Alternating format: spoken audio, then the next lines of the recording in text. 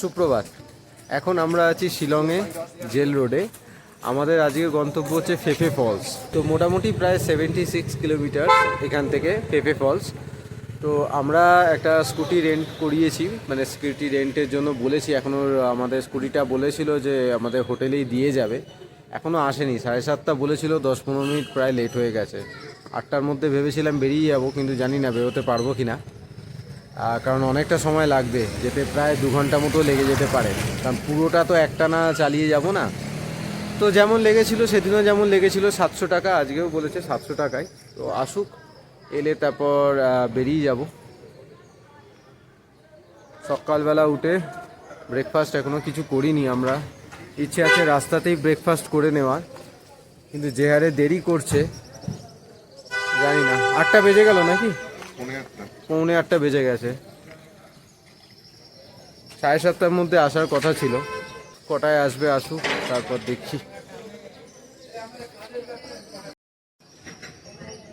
আজকে রবিবার, তাই এখানে রবিবার দিন আসলে বাইরে থেকে যারা ঘুরতে আসেন বা আশেপাশ থেকেও যে আসাম থেকে বা আসেন, অনেকেই রবিবার দিনেই ব্যাক করে। তাই আজকে গাড়ি ফাড়ি সবই বেশ, মানুষজন ব্যাগপত্র নিয়ে গাড়িতে উঠে পড়ছে। অনেক মানুষই উঠে পড়ছে, চলে যাচ্ছে। এটাও কি না, এটাও না। ফোন ধরলো? করিনি। করিসনি?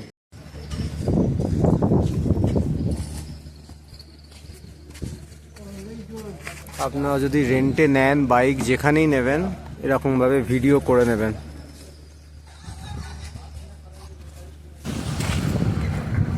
ভিডিও করে নেওয়ার উদ্দেশ্য হলো, যদি কিছু আগে থেকে প্রবলেম বাইরে থেকে থাকে, তাহলে সেটা ভিডিওতে থেকে যাবে। তাহলে এই গাড়িটা যখন রিটার্ন দেবেন, তাহলে সেই সময়তে যদি কিছু মানে প্রবলেম হয়, তখন দেখানো যাবে যে আগে ছিল কি ছিল না, সেটার জন্য। তাই এই ভিডিওটা করে নেওয়া, যে কোনো জায়গা থেকে, যে কোনো দেশে বিদেশে যেখানেই নেবেন, সেখানে কিন্তু একটা ভিডিও করে নেবেন। সবার আগে তেল ভরে নিতে হবে। প্রায় 300-400 টাকার মতো এখন আমরা একটু তেল ভরে নিচ্ছি। তেল ভরে তারপর বেরোবো, কারণ গাড়ি যা দিয়েছে প্রায় এমটি, কোনো তেলই নেই প্রায়।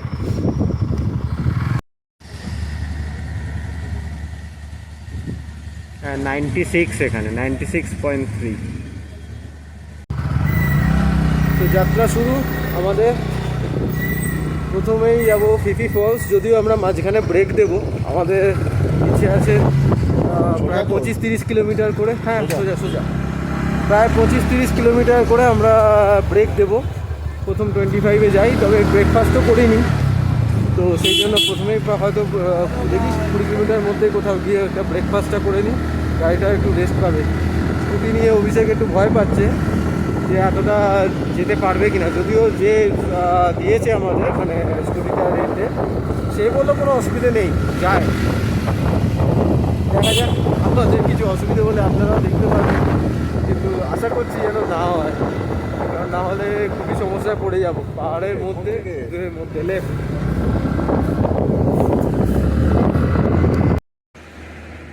যেতে যেতে একটা জায়গায় আমরা হল্ট দিলাম। আসলে খাবার দাবার এখানে কিচ্ছু পাওয়া যাচ্ছে না, মানে পুরো রাস্তাটায় আজকে সানডে হওয়ার জন্য সম্ভবত ম্যাক্সিমাম দোকান বন্ধ, মানে মনে হচ্ছে যেন বন্ধ চলছে এখানে। তো কোনো রকম খাবার দাবার পাইনি। তো একটাই মানে মুদিখানার মতো দোকানই খোলা পেলাম, তো সেখানে দাঁড়িয়ে অভিষেক নিল, কেক খেলো। আমি এখনও কিছু খাইনি। আমি ভাবছি সামনে ধাবা সবই দেখাচ্ছে, কিন্তু মানে গিয়ে দেখছি বন্ধ। আজকে সানডে, রবিবার, তাই হয়তো বন্ধ।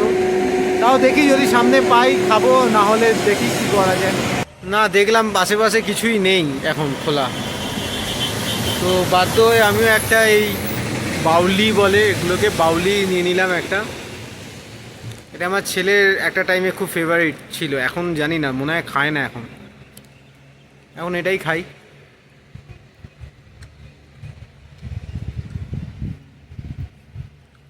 পরে পেলে অবশ্যই খেয়ে নেব, কিন্তু এই সানডের দিনে কিন্তু শিলংয়ে এমনিতেই দোকানপাট অনেক বন্ধ থাকে, তো খাবার এখানে পাওয়া মুশকিল।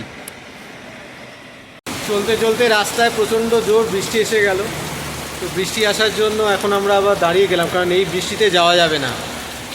আকাশের যে অবস্থা, কিন্তু কেন মনে হচ্ছে যে আরও মিনিট 15-20 তো লাগবেই। কিছু করার নেই, আমাদের তো আর তাড়া নেই। অপেক্ষা করে যাচ্ছি, একটা শেল্টারের নিচে দাঁড়িয়ে আছি, বৃষ্টিটা থামুক, তারপর আবার যাত্রা শুরু করব। এই বাইকে কিন্তু এটাই একটা সমস্যা, সঙ্গে যদি গাড়ি থাকে গাড়িতে এতটা অসুবিধা হবে না, চলে যাওয়া যায়। কিন্তু স্কুটি বা এই সমস্ত কিছুতে কিন্তু এই একটা প্রবলেম আছে, যদি রেনকোট না থাকে। পুরো বৃষ্টিতে ভিজে চান হয়ে গেছি, এই যে অবস্থা। আর ঠান্ডাটা কিরম লাগছে? মারাত্মক ঠান্ডা লাগছে। বৃষ্টিতে পুরো ভিজে ডাব, কিচ্ছু করার নেই। একটা কোনো রকমের শেল্টারও নয়। এই যে মাথার ওপর এই যে জায়েন্টা হিলস যে উঠছে, তার যে একটা ওয়েলকাম বোর্ড আছে, সেই বোর্ডটার নিচেতে কোনো রকমে দাঁড়িয়েছি। আবার আকাশে মেঘ, বৃষ্টি থামলে তারপর যেতে পারবো। কাঁপুনি দিচ্ছে। তো যেতে যেতে খাবার পেয়েছি একটা, বাইরে প্রচণ্ড জোর আবার বৃষ্টি হচ্ছে, তো আবার একটা ধাবাতে খাবার নিয়েছি। অভিষেক নিয়েছে একটা দুধ কফি, আমি নিয়েছি একটা লাল মানে ব্ল্যাক কফি আর আলু পরোটা। খাবারটা খেয়ে নিই, বৃষ্টিটা একটু থামুক। আবার বারবার বৃষ্টি হচ্ছে, আজ চরম দুর্ভোগ। বাট এই দুর্ভোগ হলেও এটা কিন্তু একটা ভালো এক্সপিরিয়েন্স। এই বৃষ্টির মাঝখানে হল্ট নিয়ে এইভাবে যাওয়া ভালোই লাগছে। ওয়েদার কিন্তু ভীষণ খারাপ হয়ে গেছে। এখন ঘড়িতে বাজে 11টা। আবার চলি।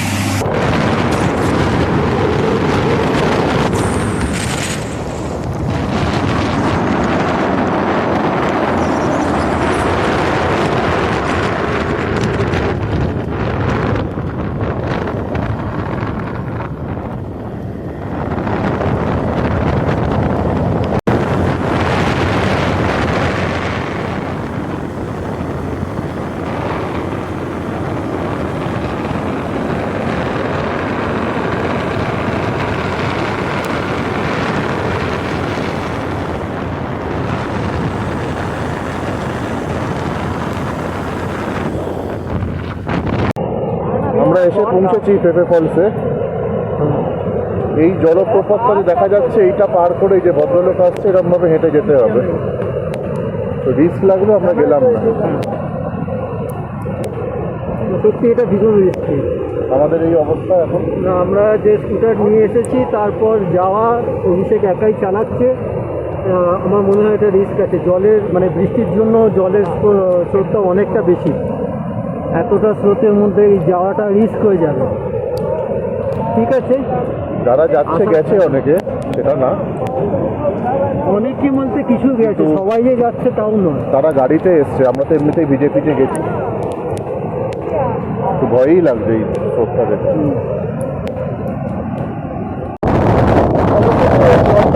আমরা এলাম এখানে, তবে প্রচণ্ড জলের স্রোত। আপনাদের দেখাচ্ছি, দেখুন। আর ঠান্ডা হাওয়া দিচ্ছে।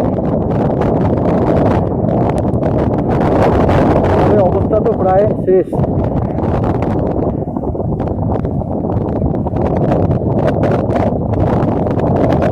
প্রচণ্ড ঠান্ডা হাওয়া দিচ্ছে, আর যেতে পারছি না, কারণ আমাদের আবার ফিরতেও হবে। আর আকাশের অবস্থা আরও খারাপ, আর যাচ্ছেও না কেউ। তো আবার ওই জলটা পেরিয়ে যেতে হবে।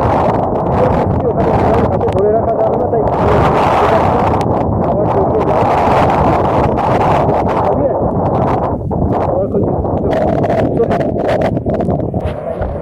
জলটা এবার আমরা পার হচ্ছি, দেখুন।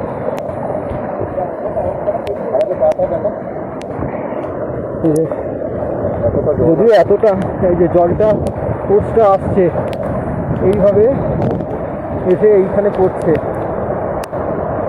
আর আমরা এইখানে। জলের ফোর্সটা বেশি আসছে বলে ক্যামেরার সামনে মাঝে মধ্যে একটু আঙুল চলে যাচ্ছে। একটু বুঝে নিন ব্যাপারটা।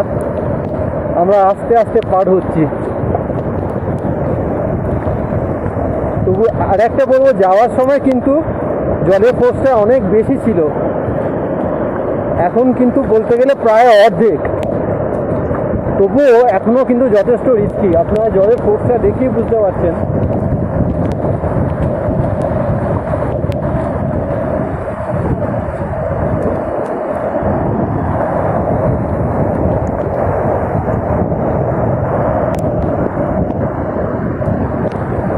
প্রথমে ভেবেছিলাম পারবই না, আমরা প্রায় হাল ছেড়ে দিচ্ছিলাম, কিন্তু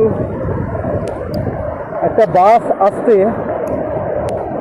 তার চাকার পজিশন দেখে অভিষেকই সাহস দিল, বললো হয়ে যেতে পারে, চেষ্টা করে দেখি চল। এই বললো বলে তাই, নাহলে রিস্ক নিচ্ছিলাম না। এই পৌঁছে গেলাম, এই দেখুন।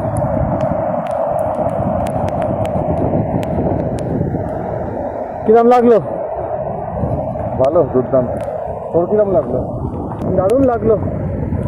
তবে হয়তো সকালের দিকে যদি আসতাম, একটা কথা যে এখানে অনেকেই স্কুটি চালিয়ে চলে গেছে, তখন জলের ফোর্সটা অতটা ছিল না, তো বৃষ্টি যদি না পেতাম হয়তো চলে যেতাম। আসছে স্যার। হ্যাঁ, ফেরার পথে এখন অনেকে স্কুটি নিয়ে আসছে, এই যে স্কুটি নিয়ে আসছে, কিন্তু এখন জলটা কম আছে।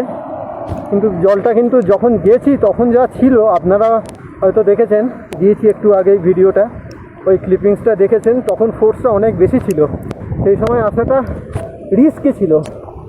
মাহিন্দ্রা থর বা এই ধরনের গাড়িগুলো ঠিক আছে, বা বড় বাসও ঠিক আছে, ছোট গাড়ির পক্ষে কিন্তু রিস্কি ছিল। যাকে যা হয় ভালোর জন্যই হয়। এবার আমরা এখান থেকে আস্তে আস্তে চল, এবার কেটে পড়ি, ভেঙে পড়ি রে।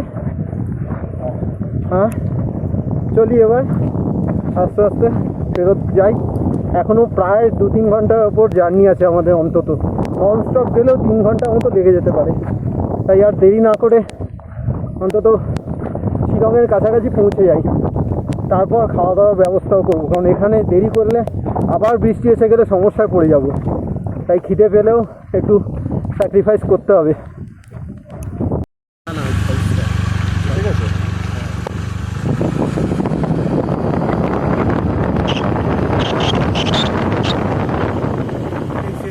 যেতে যেতে একটা ছোট ফলস পড়ে এখানে, এই যে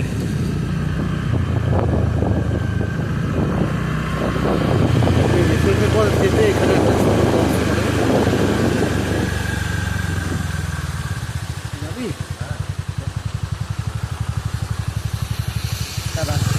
কাছে অবধি যাই, এত দূর যখন এসেছি একটু কাছ থেকে যখন দেখতে পাবো।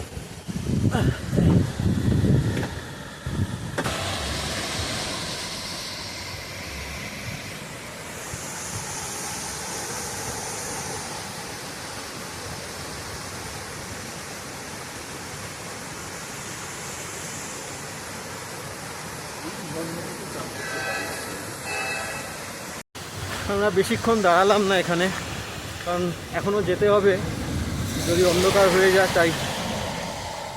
আর গা হাত পা সত্যি এতটা জার্নি করে এবং বৃষ্টিতে ভিজে অবস্থাও ভালো নয়, কাঁপুনিও দিচ্ছে আর গা হাত পা ব্যথাও হচ্ছে দুজনেরই।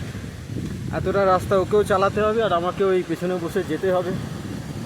ম্যাপ দেখতে দেখতে পুরো যেতে হচ্ছে, কোথাও একটু আধটু ভুল করে ফেললে কিন্তু উল্টো রাস্তা হয়ে যায়, এই খেয়াল করবেন এগুলো।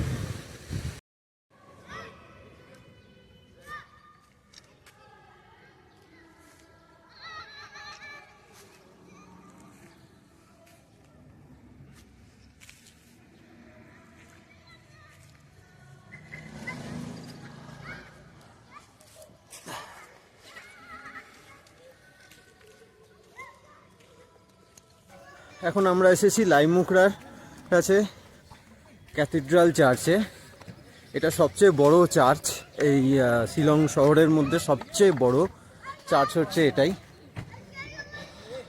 শরীর কিন্তু এখনও বেশ ভিজে আছে, তো তাও এটা ফেরার পথে পড়েছে বলে আমি অন্তত ওকে নিয়ে এলাম। ওরও আসার খুব ইচ্ছে ছিল অভিষেকে, কিন্তু এখনও বেশ কাঁপুনি দিচ্ছে। আর আজকে সানডে হওয়ার জন্য এখানে বেশ ক্রাউড আছে, কারণ সানডেতে এখানে স্পেশাল প্রেয়ার হয়। প্রচুর গাড়ি।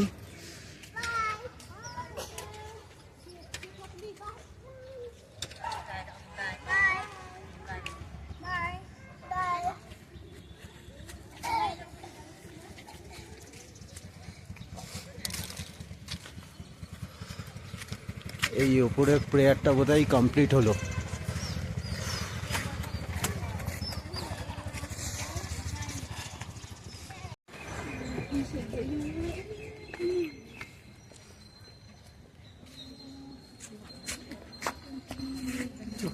পুষ